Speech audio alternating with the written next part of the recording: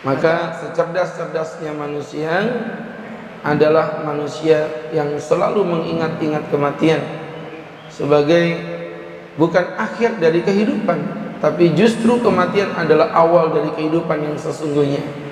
Hari ini kita hanya melewati fase sebuah perjalanan. Kita bukan menetap di dunia, tapi ini perjalanan kecil.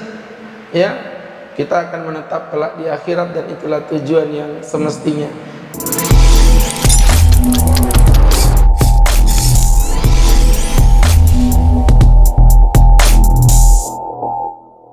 Jadi hidup ini anugerah bukan karena kita bisa bermain-main di muka bumi. Hidup ini anugerah bukan hanya karena kita bisa menikmati kenikmatan di muka bumi, tapi hidup ini anugerah karena dengan hidup setidaknya kita masih memiliki dua perkara. Yang pertama adalah kita masih bisa ziyadatul amal, menambah pundi-pundi amal salih. Jadi dengan hidup masih bisa beramal salih, karena orang yang meninggal dunia in qata'a amaluhu, amalnya akan terputus, diperkecualikan pada beberapa amal soleh saja. Yang kedua, tujuan hidup dan alhamdulillah kenikmatan hidup, kita masih bisa bertaubat kepada Allah, menghapuskan dosa kita kepada Allah.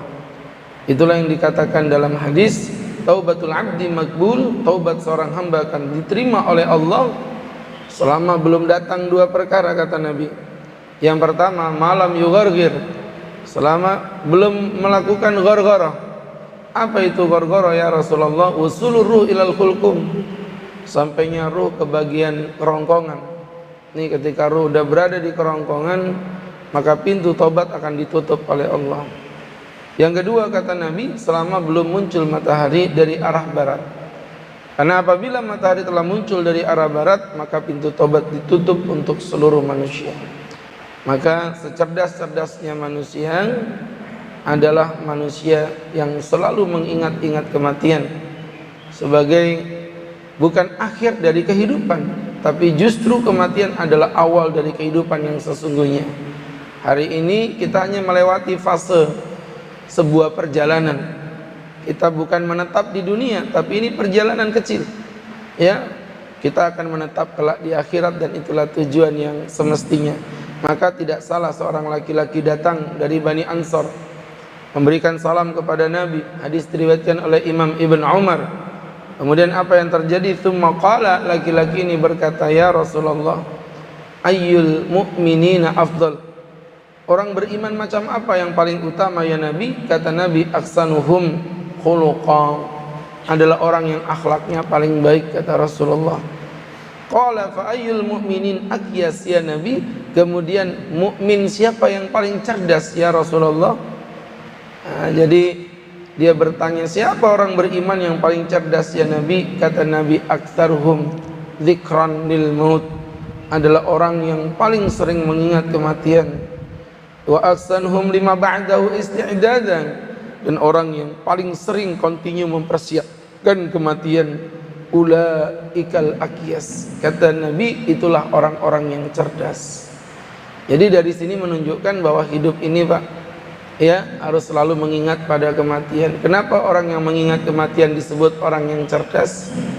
Karena orang yang cerdas tahu, bisa membedakan mana yang prioritas nomor satu dan mana yang nomor dua. Jadi artinya dari sini kita mencoba memahami kenapa sih dunia ini tidak lebih prioritas daripada akhirat kita. Allah jawab, walal akhiratu khairu wa abqa, akhirat itu khair, lebih baik, wa abqa, dan lebih kekal untuk selama-lamanya.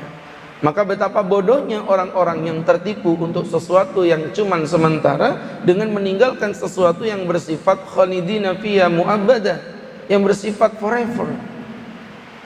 Jadi meninggalkan sesuatu yang sifatnya abadi hanya untuk sesuatu yang sementara.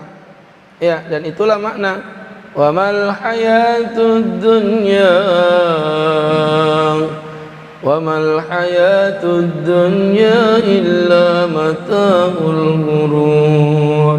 Dan tidaklah kenikmatan dunia itu melainkan kenikmatan yang menipu. Kata para ulama, kenapa kenikmatan disebut menipu? Karena kenikmatan itu nampak seakan-akan selama-lamanya, Padahal dunia itu hanyalah bersifat sementara. Coba kalau kita mau merenung Pak ya, orang begitu semangatnya mengejar dunia, pontang-panting dia tinggalkan ibadah.